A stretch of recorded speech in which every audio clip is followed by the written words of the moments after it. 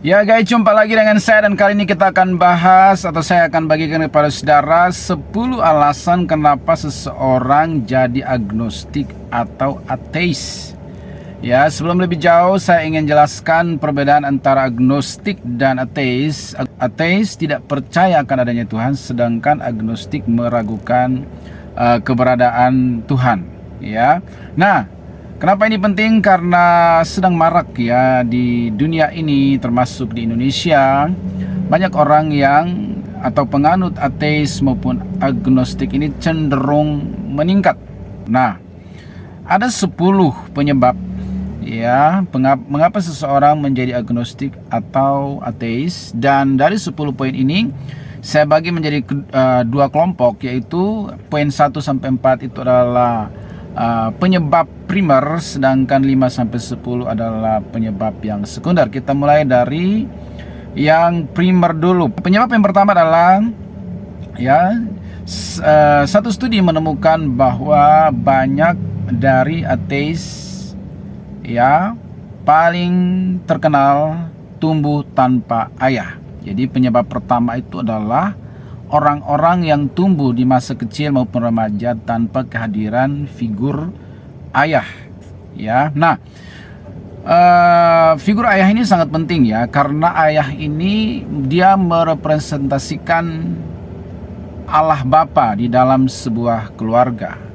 Ketika figur yang harusnya merepresentasikan Tuhan atau Allah Bapa ini absent atau tidak hadir di saat-saat anak membutuhkan, khususnya usia kanak-kanak dan remaja, maka akan membuat anak ini akan kesulitan untuk mengenal Tuhan. Apalagi kalau dalam kekristenan kita memanggil Allah itu Bapa, dia akan berpikir baik sadar ataupun tidak sadar bahwa karena Allah itu juga dipanggil Bapa, kemungkinan besar dia sama seperti Bapak saya di rumah yang absent, tidak hadir, atau mungkin otoriter, atau bercerai dan lain sebagainya, pergi meninggalkan kami, sehingga ibu harus menjadi single parent dan lain sebagainya. Ya, sehingga ketiadaan figur ayah dalam sebuah keluarga itu pengaruhnya sangat besar, efek negatifnya sangat besar. Salah satunya adalah bisa membuat anak-anak ini kemudian menjadi agnostik atau ateis karena tidak melihat figur ayah. Kemudian yang kedua, kehadiran ayah itu adalah penentu arah ya, memberikan rasa aman, mengayomi, melindungi ya, menjadi pahlawan bagi anak-anak khususnya di masa kecil dan remaja. Ketika kehadiran ayah ini tiada di masa-masa di mana mereka sangat membutuhkan, maka itu anak akan kehilangan arah, sehingga dia akan cari figur ayah itu di luar. Nah, pada saat itulah banyak hal bisa terjadi, bisa jadi pemberontak, bisa jadi preman di jalanan, bisa juga jadi agnostik atau ateis ya. Jadi ketiadaan figur ayah di dalam rumah itu efeknya sangat bombastis dalam arti yang negatif. Ya, cara itu adalah penyebab yang paling pertama dan utama dan nomor satu yang harus kita highlight, kita tandai, dan kita waspadai, kita cegah sedapat mungkin. Ya, nah, kemudian ada ayat di dalam Alkitab yang menggambarkan hal itu atau menceritakan hal itu di dalam Maleakhi pasal 4 ayat 5-6. Di situ dikatakan, sesungguhnya aku akan mengutus Nabi Elia kepadamu menjelang datangnya hari Tuhan yang besar dan dahsyat itu. Maka ia akan membuat hati bapak-bapak berbalik kepada anak-anaknya dan hati anak-anak kepada bapak-bapaknya, supaya jangan aku datang memukul bumi hingga musnah. Jadi hubungan ayah dan anak ini harus dipulihkan. Kalau tidak ada rekonsiliasi, maka yang ada adalah kerusakan atau kehancuran. Bahkan dalam konteks ini mereka sangat berpotensi besar menjadi agnostik atau ateis. Penyebab kedua adalah moralitas atau kemunafikan dari para pendeta atau para rohaniawan.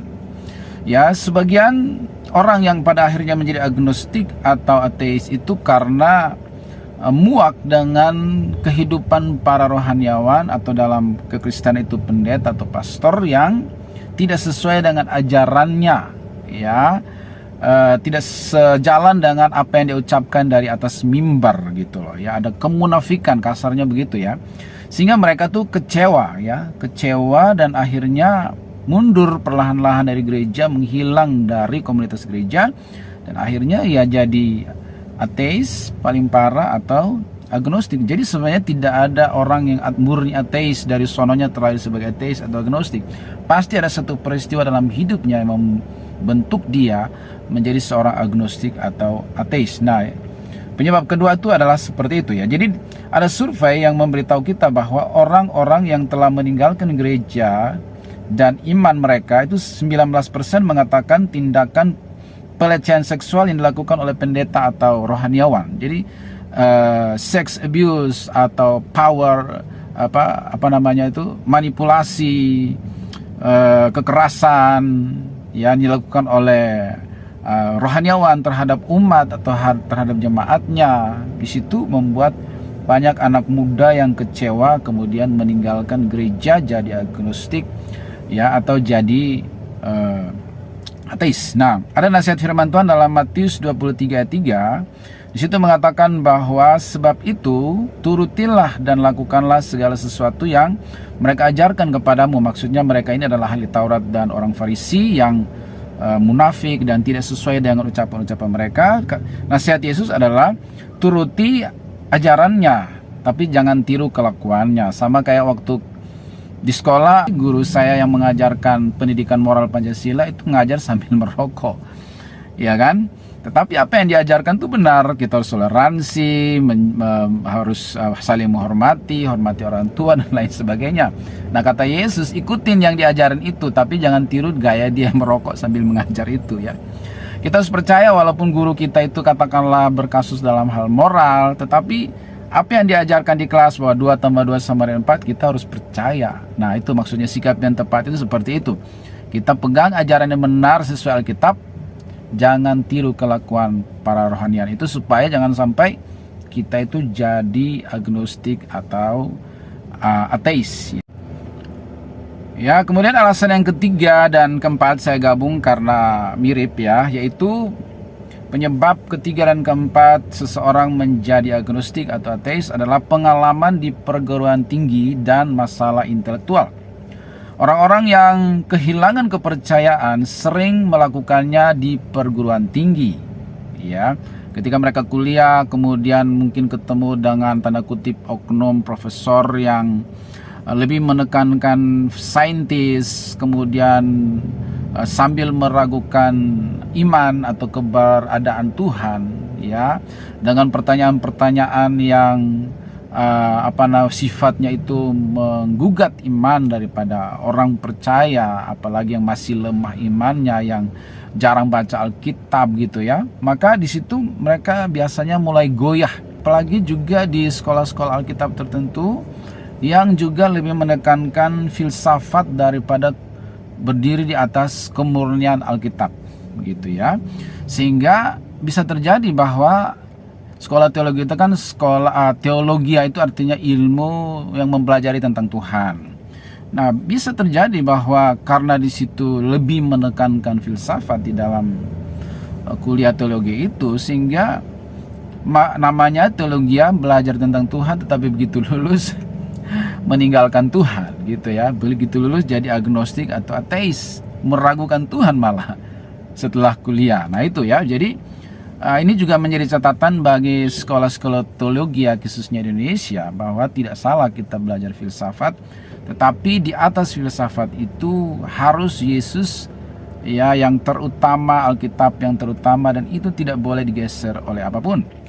Nah, di dalam Kisah Para Rasul pasal 17, Paulus pernah berinteraksi dengan para filsuf ya dari aliran Stoikisme dan Epikurisme ya, ajaran-ajaran filsafat ya. Kemudian Paulus datang membawa Injil, sampai Paulus ini dibawa menghadap Areopagus atau pengadilan agama untuk mempertanggungjawabkan berita yang dia bawa tentang Injil. Dan di hadapan pengadilan agama itu dia berpidato, Rasul Paulus berpidato memberitakan Injil kepada mereka, dan hasilnya ada beberapa filsuf yang namanya Dionysius dan juga Damaris akhirnya mengikuti Yesus, meninggalkan filsafatnya itu gitu loh. Jadi dalam hal ini ya, Injil itu di atas filsafat. Jangan sampai kita meletakkan filsafat di atas Injil, filsafat di atas Alkitab.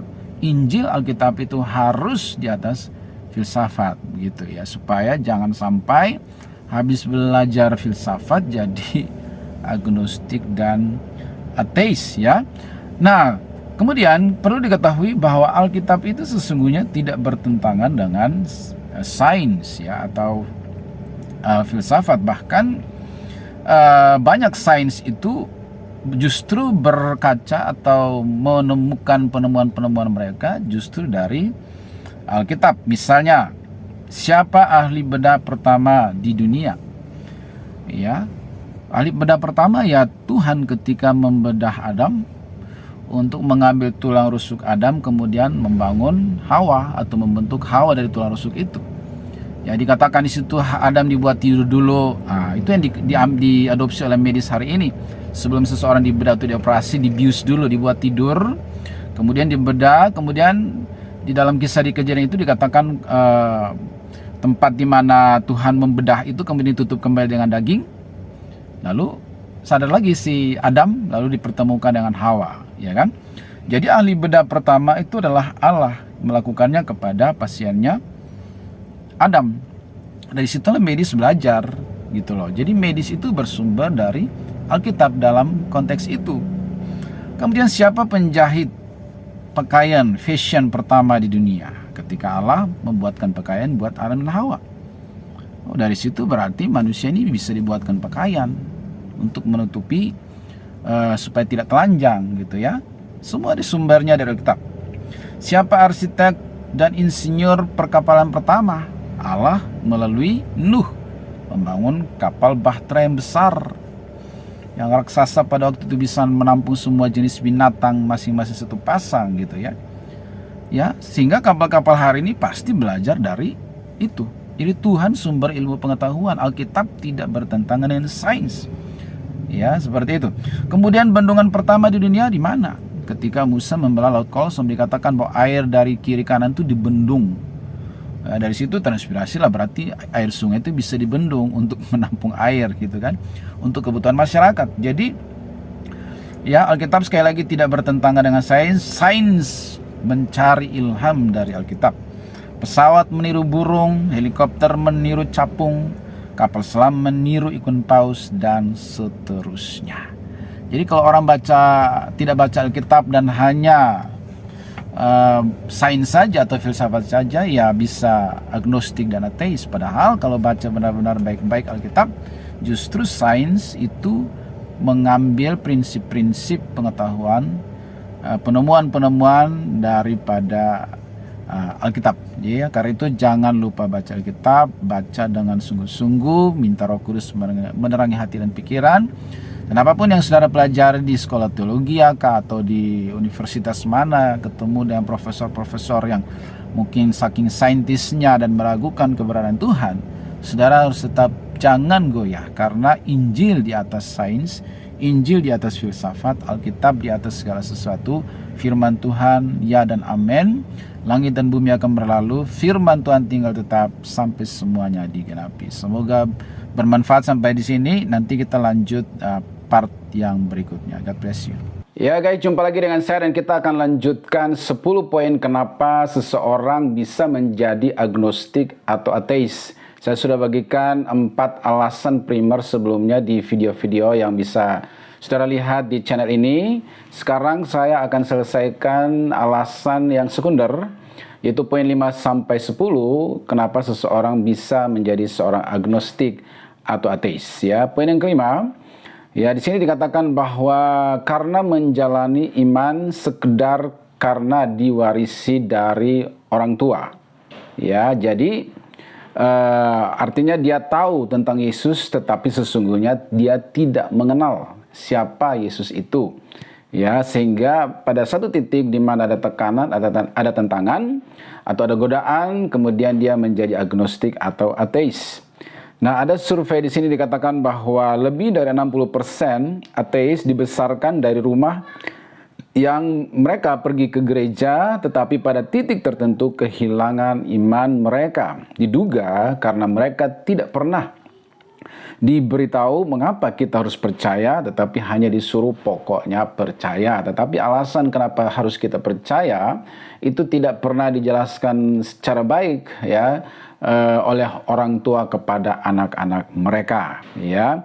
Mereka tidak dituntut untuk menjadikan iman mereka milik mereka sendiri. Maka ini tentunya menjadi catatan bagi para orang tua bahwa kita harus memperkenalkan Yesus kepada anak-anak kita lebih awal sebelum dia mengenal dunia di luar keluarga. Kita harus lebih dahulu memperkenalkan siapa penciptanya, siapa Yesus itu, siapa juru selamat itu yang sudah mati bagi dia.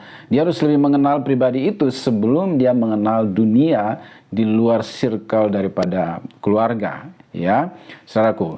Kemudian yang berikut atau yang keenam adalah karena cinta beda agama. Ya, ketika seseorang bertemu dengan pasangan dari agama lain atau keyakinan yang lain, ya kemudian mereka mungkin merasa tidak nyaman untuk masing-masing mempertahankan keyakinannya. Ya, mereka kemudian mungkin berdiskusi atau takut atau menghindari perdebatan-perdebatan yang akan makin tajam. Akhirnya mereka memutuskan untuk cari jalan aman, tidak mengikuti salah satu keyakinan dari pasangan itu, tetapi memutuskan untuk menjadi agnostik atau ateis karena cinta itu sudah terlanjur, sudah begitu dalam dan begitu jauh sehingga tidak mungkin mereka saling meninggalkan atau saling mengalah untuk mengikuti keyakinan dari salah satu pasangan itu.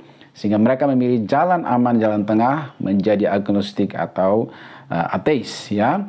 Kemudian yang ketujuh, mereka ingin bebas ya. Mereka tidak ingin dikekang dalam suatu aturan agama tertentu. Mereka ingin bebas menentukan moral mereka sendiri, arah hidup mereka sendiri. Di sinilah biasanya terjadi ya, orang yang sebelumnya beriman bisa jadi agnostik ataupun ateis. Mereka ingin terus melakukan apa yang mereka lakukan tanpa campur tangan Tuhan. Mereka ingin merdeka secara moral. Ya, kemudian ini yang disebut dengan liberalisme. Ingin merdeka, ingin bebas menentukan pilihan, menentukan arah hidup. Ya, mereka merasa tidak butuh Tuhan, ya. Dan ini adalah suatu area yang sangat berbahaya. Seperti yang sudah pernah saya katakan di dalam video-video sebelumnya, bahwa sebenarnya tidak ada kebebasan yang mutlak dalam sistem anatomi tubuh kita saja. Sudah ada limit-limit tertentu. Mata boleh melihat segala sesuatu, tapi ada batasan cahaya yang boleh masuk atau boleh dilihat oleh mata. Ya, begitu juga tekanan darah manusia ada limitnya, 120/90. Bisa lebih tinggi atau lebih rendah, ada risiko yang sangat tinggi juga. Jadi anatomi tubuh saja itu sudah ada limit-limit, dan itu untuk kebaikan kita. Jadi sebenarnya tidak ada kebebasan yang mutlak. Ketika seseorang memutuskan bahwa dia ingin bebas, itu ibarat ikan yang memilih untuk keluar dari air gitu ya. Dan itu adalah hari menuju kematian ya. Kemudian yang berikut adalah poin ke-8.